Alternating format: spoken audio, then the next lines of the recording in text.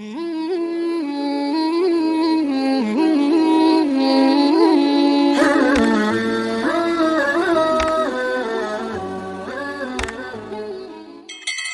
baru ingat materinya tentang tasawuf ya.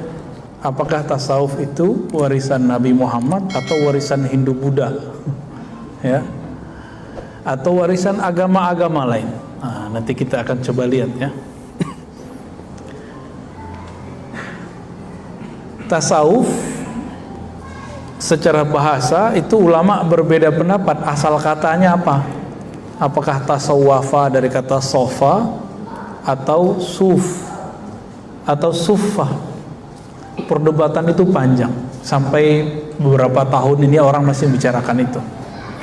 Tapi kalau membicarakan tasawuf masih pada tataran ini ketinggalan zaman. Kalau membicarakan tasawuf bukan di situ, definisinya apa? Ternyata Imam ahli hadis namanya Al-Hafiz Abu Nu'aim menulis kitab dulu. Baru denger ya, Imam Al-Hadis namanya Abu Nu'aim. Taunya Bukhari Muslim doang ya. Kalau orang ngaji hadis pasti kenal imam ini, namanya Abu Nu'aim Al-Asbihani. Siapa namanya? Abu Nu'aim Al-Asbihani. Imam Abu Nu'aim Al-Asbihani ini mengumpulkan riwayat dari Abu Bakar sampai zaman dia, perkataan ulama salafus soleh dan khalaf, ulama terdahulu, dan sampai zaman dia abad keempat, tentang kerohanian Nabi. Setelah dikumpulkan, muncullah definisi tasawuf ratusan bahkan ribuan. Imam Zarruq bilang 2000, tapi saya hitung nggak nyampe. Jadi setiap sahabat itu mewariskan sisi tasawuf Nabi. Sahabat Abu Bakar ada tasawufnya apa gitu. Dan beliau memulai dari nama Abu Bakar As-Siddiq radhiyallahu ta'ala anhu. Maka bagi imam ahli hadis namanya Abu Nu'aim Al-Asbihani, tasawuf itu bukanlah lain dari ajaran Islam, tapi tasawuf itu sama dengan fikih. Fikih itu warisan fikih ilmu zahirnya Nabi, itu fikih. Contoh, sholat sah itu bagaimana caranya? Bersuci. Yang disucikan dalam fikih zahir atau batin? Zahir atau batin? Fikih loh ya. Rukun 13. Syarat supaya sah rukun 13 ini sebelumnya harus wudu. Rukunnya 6. Hafal kan? Ya. Awal sama akhir doang hafal ya. Niat sama tertib. Lumayan lah. Ini semuanya dari awal sampai akhir menyebutkan kesucian zahir. Benar gak? Sholat rukun 13 dari niat, cuma niat yang pakai kolbu. Itu pun sekarang sudah dilafazkan usolli, ya kan? Aslinya kan itu di kolbu, Pak. Semua amalan-amalan yang dalam fikih itu semua amalan zahir. Nabi amalannya zahir saja atau ada batinnya? Ini beda dengan kebatinan ya. Batin itu artinya sisi terdalam dari manusia. Gimana? Di rukun 13 mulai dari pertama sampai nomor 13 ada nggak namanya khusyuk? Nggak ada. Adakah rasa menghinakan diri, khudu? Nggak ada. Itu di mana? Padahal Nabi ngomong nih, hadis yang sering kita dengar, sallu kama ra'aitumuni usolli, salatlah kamu seperti kamu melihat aku salat. Ahli fikih memandang dengan mata zahirnya, ahli kolbu memandang dengan mata kolbunya. Muncullah dua ilmu yang berbeda. Satu namanya ilmu fikih, yang kedua namanya ilmu tasawuf. Jadi dua hal ini berbeda tapi tidak kontra. Loh, kok sekarang ada yang mencoba membuat dua ilmu ini kontra? Yang kontra itu otaknya dia. Fikih sama tasawuf nggak kontra. Mana buktinya? Imam Zarruq Imam Sufi, dia mursyid Thariqat Syadziliyah. Dia ahli hadis juga, Pak. Jadi dulu itu Sufi ahli hadis, itu biasa. Sekarang Sufi suka nonton film Korea. Ya, itu maksudnya saya, Pak. Kalau yang luar-luar itu mah Sufi beneran ya. Apa kata mereka? Sufi itu zindiq. Nah ya, sekarang dia anggap meninggalkan syariat. Lalu tidak ada. Imam Zarruq mengatakan apa? Setiap ajaran hakikat, ajaran tasawuf yang bertentangan dengan fikih, maka itu batil. Setiap ajaran fikih bertentangan dengan ajaran hakikat, maka dia kosong. Jadi kalau mau cari orang kosong, cari orang yang anti tasawuf. Cari orang zindik, cari orang ngomong tasawuf tapi nggak mau bersyariat. Kalau mau cari wali Allah, cari orang yang berfikih zahirnya, berhakikat batinnya. Wali itu namanya, wali Allah, sufi. Beda definisi ya sama mereka ya. Kalau mereka membuat definisi sendiri, padahal nggak ngerti sufi itu apa. Apa kata mereka? Sufi kalau udah tinggi nggak sholat. Lo mana ada sufi begitu? Ya. Itu mah sufinya Cang Nandar ya. Nggak ada sufi begitu, nggak ada. Ya. Sufi kalau udah alim, udah kasyaf, nanti kerjaannya baca isi hati murid, ya itu mah kasyaf. Nggak mesti, ada yang bisa begitu, ada yang enggak. Itu nggak ada urusan. Sufi nanti bisa menghilang gitu, ya nggak ada urusan. Itu sufi itu orang yang bertasawuf, orang yang menjaga hakikat di dalam kolbunya supaya tetap terkoneksi dengan Allah Subhanahu wa ta'ala. Tadi Bapak ini dari takbir sampai assalamualaikum badannya di sini. Ya. Iya ya. Tapi sebagian pikirannya nggak di sini. Jujur aja, Pak. Jujur aja, ngangguk aja udah, saya tahu kok. Karena saya juga begitu.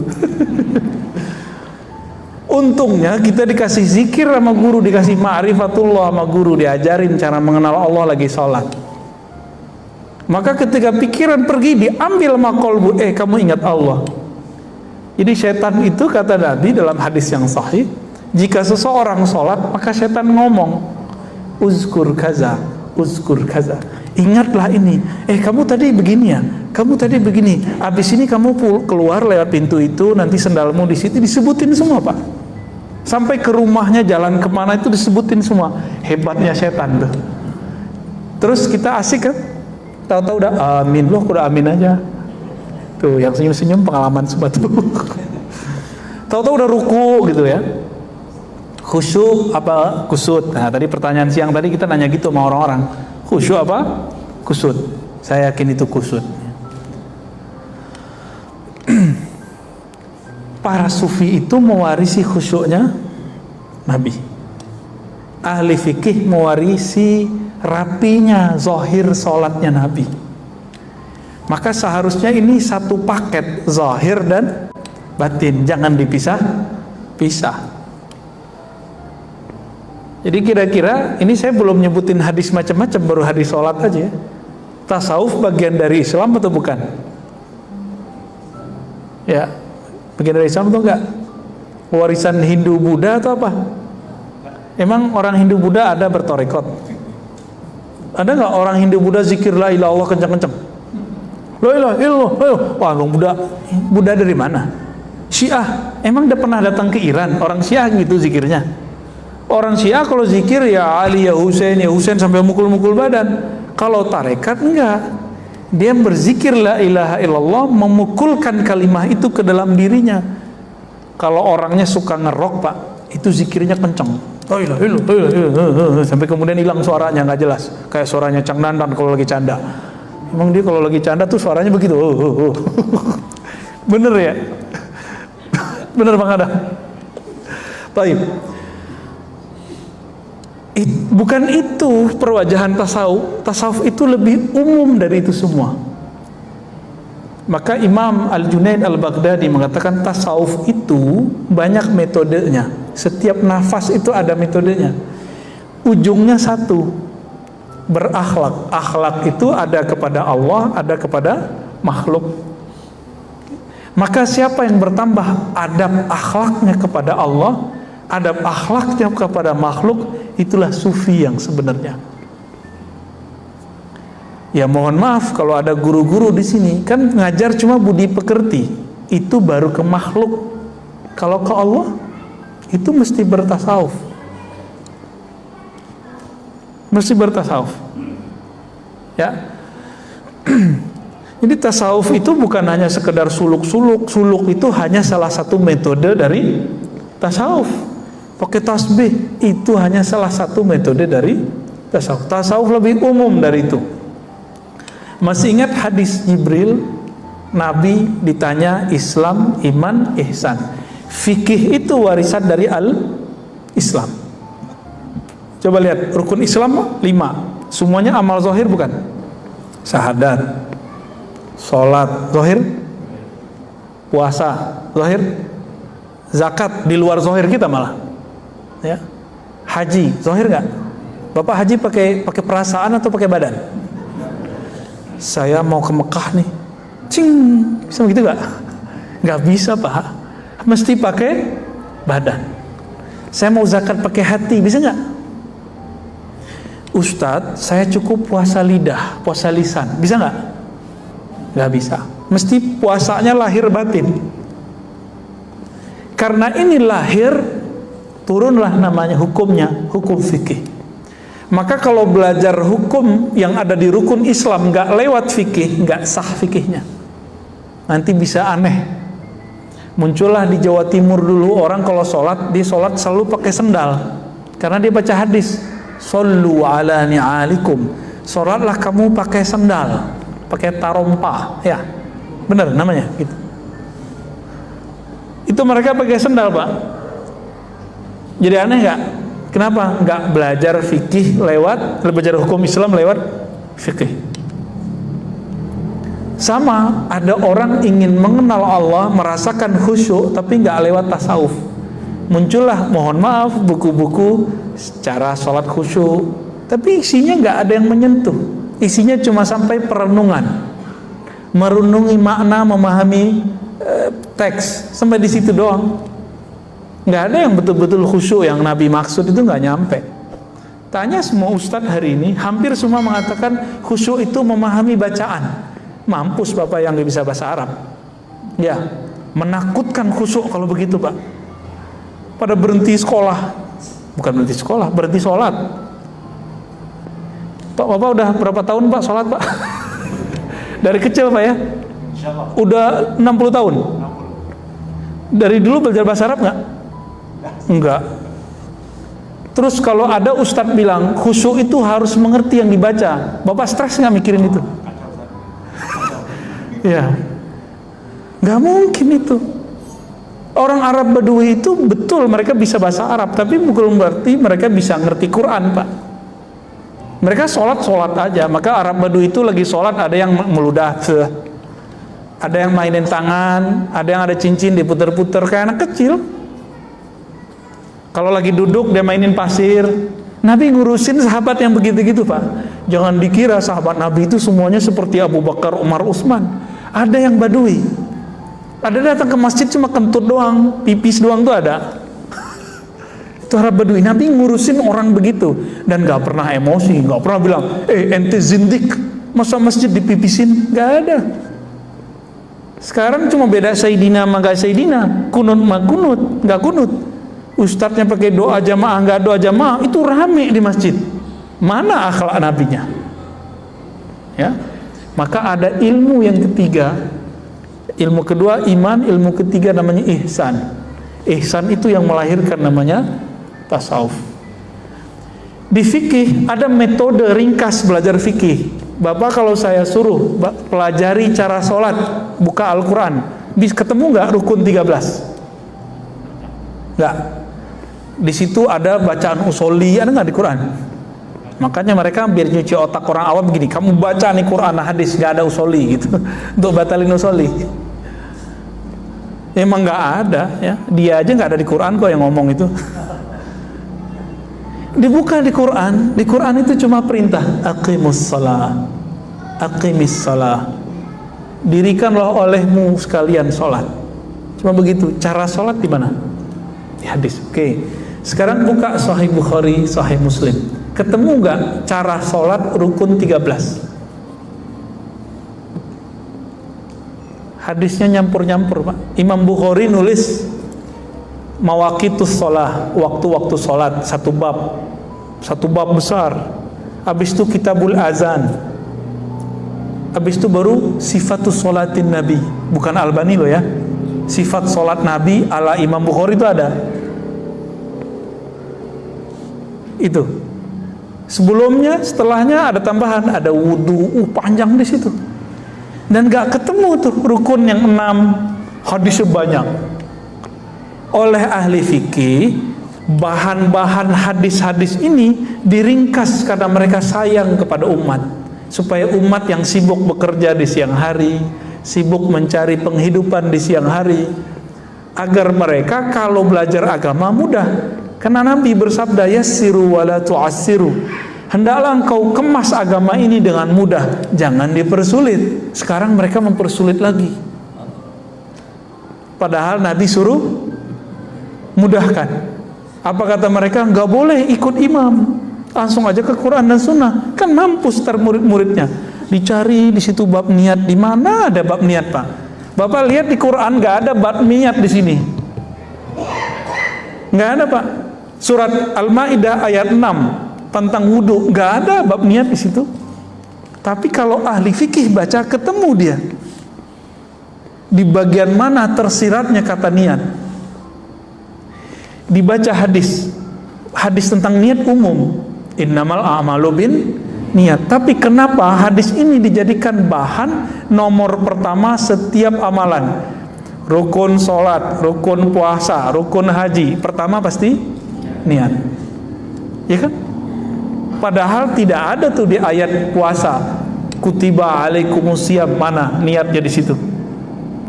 Ketemu di hadis, Nabi nggak bilang niat. Nabi mengatakan malam yubayyit lailan fala siyamalah. Siapa yang tidak tabyid, tabyid itu artinya secara harfiah bayyata yubayyitu, menetapkan, menginapkan, macam-macam ini artinya ya. Ulama kita mengartikan meniatkan. Maka muncullah bab situ wajib niat puasa. Dari hadis itu maka ulama kita menganjurkan para imam setiap malam mengingatkan umat watawasau bis bil haqqi watawasau bis sabri. Tapi sama kawan kita dibid'ahkan lagi, ya enggak? Kan repot begitu. Padahal ini memudahkan umat. Seperti dulu Umar memudahkan umat, Imam Syafi'i memudahkan umat, dan itu berkembang terus sampai akhir zaman. Jadi kira-kira kalau kita kembali lagi langsung ke Quran dan Sunnah, itu cara sholatnya nanti jadi amburadur nggak? Pasti amburadur, Pak. Nah, cara belajar fikih itu lewat mazhab. Lalu cara belajar tasawuf pakai apa? Ada namanya metode juga, disebut thariqah. Nah, thariqah ini ada yang formal, ada yang tidak formal. Yang formal tuh seperti thariqah Naqsyabandiyah, tarekat Syaziliyah, tarekat Qadiriyah, itu formal. Formal tuh gini, kayak sekolah, ada pimpinannya namanya mursyid.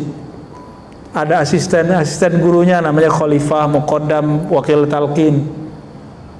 Ada muridnya namanya salik. Ada tempat sekolahnya namanya surau atau tempat khalwat, zawiyah, ribat. Apalagi ada kurikulumnya, maka zikirnya dimulai dari A sampai ke apa gitu. Kayak sekolah. Saya mau tanya nih yang sekolah di pesantren, Nabi dulu ngajarin sahabat pakai kitab nggak? Selain Al-Quran, dimulai dari kitab Toharoh nggak? Bab bersuci gitu nggak? Nggak ada. Bid'ah nggak tuh?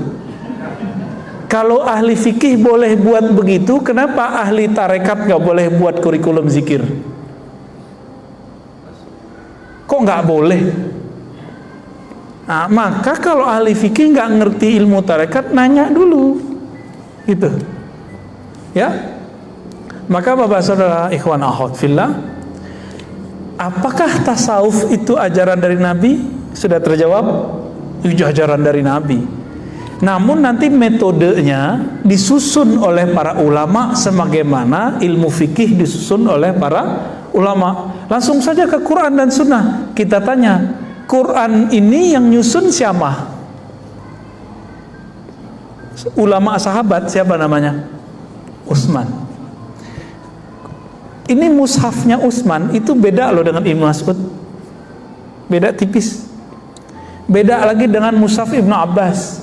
Ibnu Abbas surat Al-Bara'ah, surat Taubah ayat ada bismillahnya. Tapi suratnya sama. Suratnya susunannya beda-beda, Pak. Ada mushaf Ali. Itu dimulai dari ayat pertama turun, terakhir adalah ayat terakhir turun. Tapi nggak ada sekarang.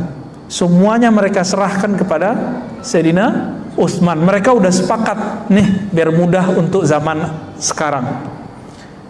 Jadi kalau kembali ke Al-Quran itu sama dengan kembali ke ulama sahabat. Quran zaman Utsman udah pernah lihat belum? Belum. Saya pernah lihat, Pak. Quran mushaf namanya Masahif Utsmani. Bukan mushaf, masahif. Masahif artinya mushaf-mushaf. Ternyata beliau dulu menyalin 6 mushaf dan itu udah paling keren di zamannya. Yang agama-agama lain juga belum pernah. Dikirim satu untuk beliau. Berarti 5 keluar, satu untuk beliau. Salah satunya itu oleh Timur Leng, orang Uzbekistan. Disalin, kalau sekarang fotokopi, kalau dulu kan nggak ada mesin fotokopi, dikumpulkan ahli kaligrafi, khattat istilahnya, disalin semua. Saya baru lihat, oh begini model salinannya, sedikit beda-beda dikit dengan yang aslinya, hampir sama, nggak ada titiknya, Pak, nggak ada barisnya. Terus yang ngasih baris siapa? Yang ngaris harokat siapa? Tasdid siapa? Titik siapa? Ayo siapa yang ngasih? Ulama. Katanya nggak boleh ikut ulama, langsung aja ke Quran dan Sunnah. Kayak istiqomah ini ya. Hah? Iya, temannya Bapak. Iya, jenggotnya sama, Pak. Ya, tapi itu jenggotnya tawadu, Pak.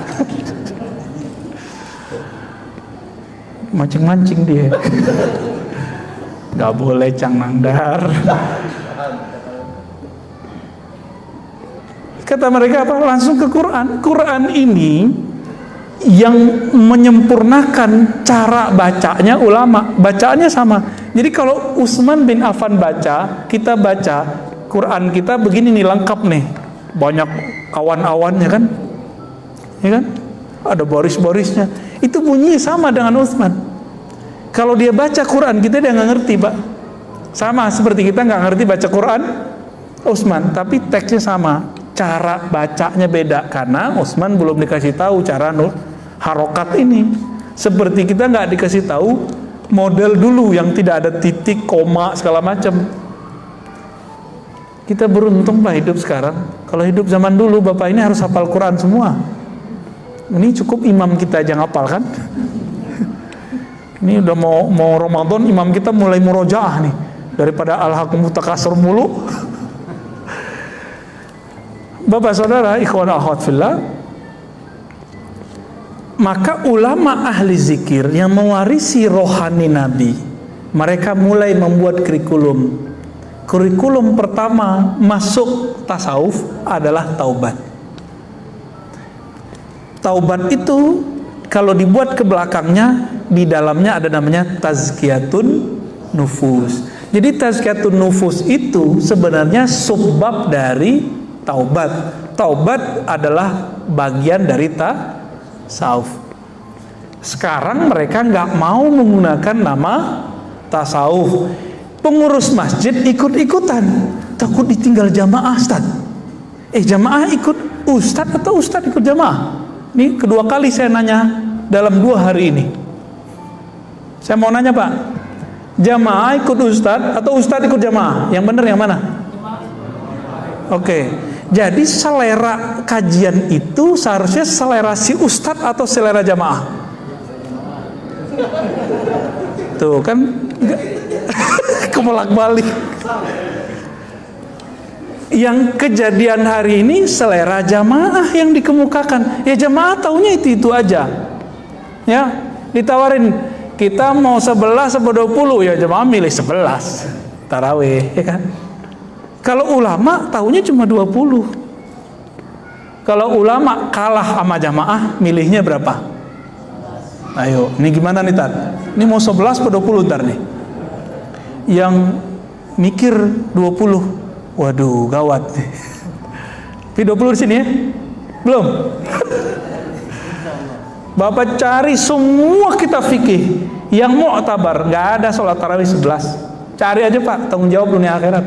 Baru belakangan muncul Imam Son'ani, ya, Albani, Mubarakfuri, baru belakangan. Nggak ada ulama terdahulu. Katanya mazhab Syafi'i. Kunut sih udah bagus. Antum udah kunut kan? Ya udah kunut ya. Kayaknya mulai terancam nih yang 11 nih, ya. Ntar ngomong lagi, Tat, aneh belum lahir udah 11 rakaat. Emang itu dalil? Sejak kapan? Saya belum lahir di masjid udah 11 rakaat, emang itu dalil? Kan enggak konsisten orang-orang ini. Banyaklah masalah kita Pak. Ini kita cuci-cuci, bongkar-bongkar ini, ya. Siap dibongkar? Hah? Bongkar. Mari kita bongkar. Bapak saudara makar Allah, ulama ahli rohani ini karena dia mengerti dalil, dia mengerti metode, dimulailah bab tadi apa? Bab taubah. Itu beda loh Pak. Ahli fikih baca astaghfirullah beda dengan ahli kolbu, ahli tasawuf baca astaghfirullah. Beda. Ahli fikih baca la ilaha illallah beda jika ahli kolbu baca la ilaha illallah. Dalilnya mana lagi nih? Baca la ilaha illallah aja Tat, nggak usah aneh-aneh kan gitu. Orang awam takut gila, katanya bertasawuf jadi gila. Tuh berhasil antum kecuci otaknya. Ya, itu kan yang ngomong begitu fitnatud dajjal itu. Bahwa belajar tasawuf jadi gila. Itu fitnatud dajjal itu Pak. Karena dajjal tahu orang kalau bertasawuf itu mati nggak takut, jihad langsung berani Pak orang kalau udah bertasawuf, karena nama Allah sudah terpatri di kolbunya. Jika Allah memanggil jihad yang sahih lah ya, bukan jihad-jihadan, bukan jihad jahat, jihad yang asli, itu dia akan menjawab. Tapi kalau jihadnya pakai hawa nafsu, dia nggak akan pernah menjawab. Maka dulu sahabat-sahabat nanya, wahai Rasulullah, ini kami ada yang jihad membela si fulan, membela kelompok, membela partai, membela suku, membela marwah. Apa kata Nabi? Jihad itu bukan itu. Jihad itu kamu berjuang li'ilahi kalimatillahi hiyal ulya. Hadis Sahih Muslim, untuk mengangkat nama Allah yang tinggi. Di dirinya nama Allah belum tinggi, bagaimana dia mau berjihad di luar? Nanti sama nasi bungkusnya kalah, Cang Nangder ya. Jadi jihad-jihadnya orang hari ini, lapar aja mati jihadnya. Semangat jihadnya cuma karena amplop 50.000, 10.000, mampus dia. Tersinggung dikit di masjid, mundur. Logo nggak muncul, tengkar. Jihad apaan antum? Ya, jihad apaan itu? Itu namanya memperjuangkan kepentingan kelompok, bukan meninggikan kalimah Allah. Kalau sudah ada kalimah Allah, yang lain kecil nggak? Waladzikrullahi akbar. Sungguh menyebut nama Allah itulah yang paling besar, yang lain hilang. Maka di masjid ini nggak boleh ada bendera selain bendera Allah dan Rasulullah. Nggak ada bendera-bendera apa-apa. Tapi kalau ada orang punya bendera sholat di sini boleh nggak? Buat acara di sini boleh, jika masih sesuai dengan akidah yang ahli sunnah, yang moderat. Kira-kira begitu Pak. Saya ngomong begini takut nggak Pak? Antum seneng ya? Aneh jadi tumbal ya?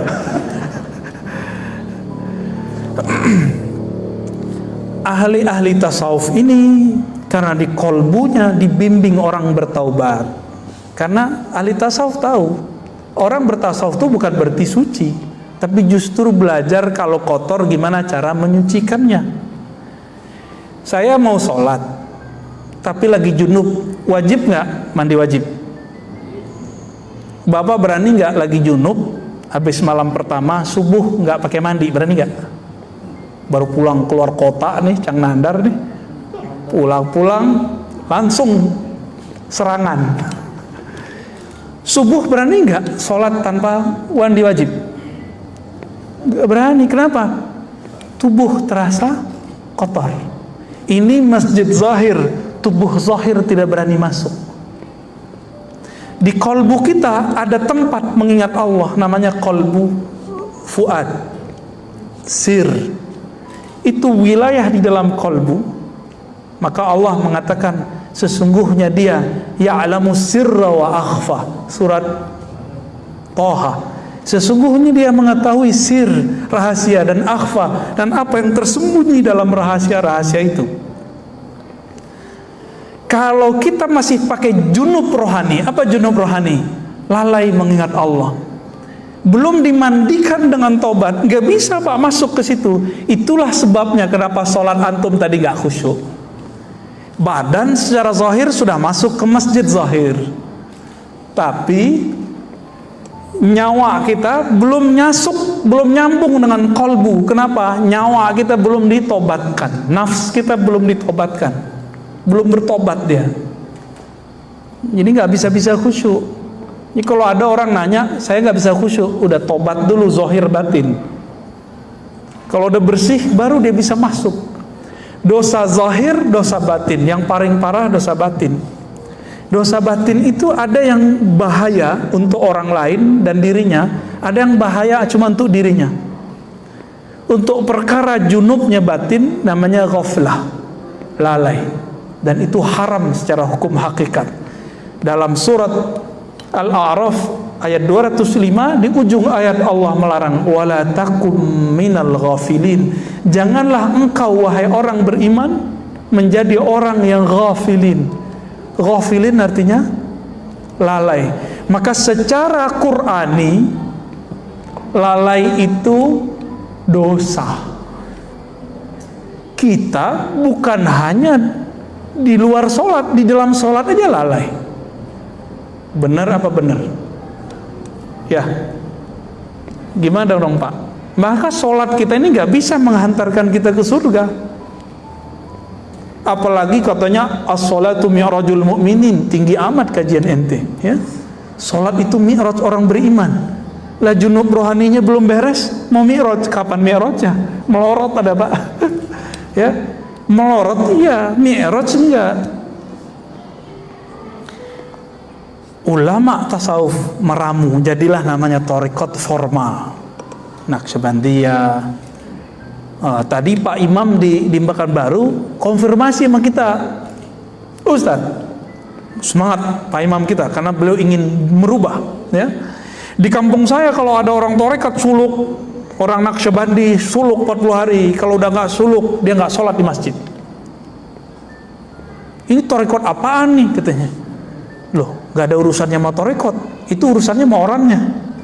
Kenapa? Di tempat saya orang kalau sudah suluk rajin ke masjid.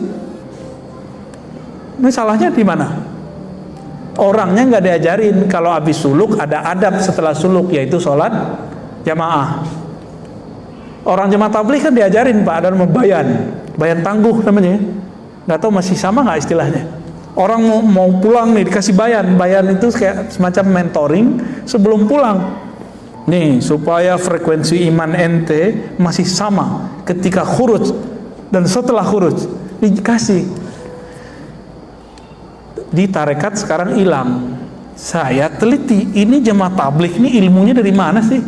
Ternyata pendiri jemaah tabligh mursyid tarekat Naqsyabandiyah, Qadiriyah, Khistiyah, Suhrawardiyah, ahli hadis, mazhabnya Hanafi, akidahnya Maturidiyah. Maturidi ini kan sama dengan Asy'ariyah, beda tipis. Mursyid. Makanya dia buat tarekat informal ala jemaah tabligh. Kebaca sama Syekh Albani, apa kata Syekh Albani? JT, jemaah tabligh adalah sufi gaya baru. Jadi mereka musuhin JT juga, Pak. Bapak tiba-tiba musuhin JT juga, kan repot. Banyak di masjid-masjid kampung musir, karena masyarakat ini nggak ngerti jemaah tabligh ini sebenarnya sama dengan dia. Cuma mungkin risih sebagian orang nggak ngerti pakaian begitu itu kan biasa. Cuma kalau dia masuk ke kampung tertentu, orang kampung itu belum biasa, Pak, pakai baju-baju begitu. Ya kita maklumilah ya. Jadi kalau ada jemaah tabligh yang disuruh usir, ya salah antum, nggak taaruf duluan. Taaruf duluan. Ya. Baik. Udah jam 7:30, Pak. Apakah tasawuf tarekat itu masih bagian dari Islam? Ya emang itulah spiritnya Islam. Spiritnya Islam di situ. Sholat itu raga, tasawuf itu nyawanya sholat. Kalau sholat tanpa pakai tasawuf itu sama kayak orang punya badan tapi nggak ada nyawanya. Namanya apa? Bangkai.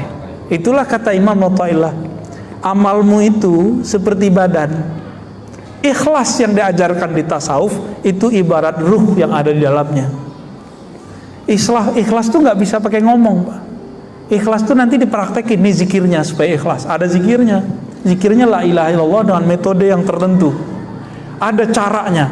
Dalam Sahih Bukhari dikatakan, sesungguhnya Allah mengharamkan terhadap neraka menyentuh orang yang man qala la ilaha illallah min qalbihi aw nafsi, yang membaca la ilaha dari kolbunya atau dari nafsnya. Ini dua tingkat ini. Kalau versi ahli hadis ini dikatakan ragu, tapi kalau versi ahli zikir ini tingkatan. Ada orang baca la ilaha pakai kolbunya, ada yang pakai jiwanya, hasilnya beda. Kalau pakai jiwa jingkrak-jingkrak Pak jadinya. Kalau pakai kolbu bisa nangis. Itu bedanya ya. Udah azan? Kita cukupkan? Kita skip dulu. Semoga Allah meridhai kita semua dan menjadikan kita pewaris zahir ilmunya Nabi dan batin ilmunya Nabi. Amin ya rabbal alamin. Wassallallahu ala Muhammad. Assalamualaikum warahmatullahi wabarakatuh.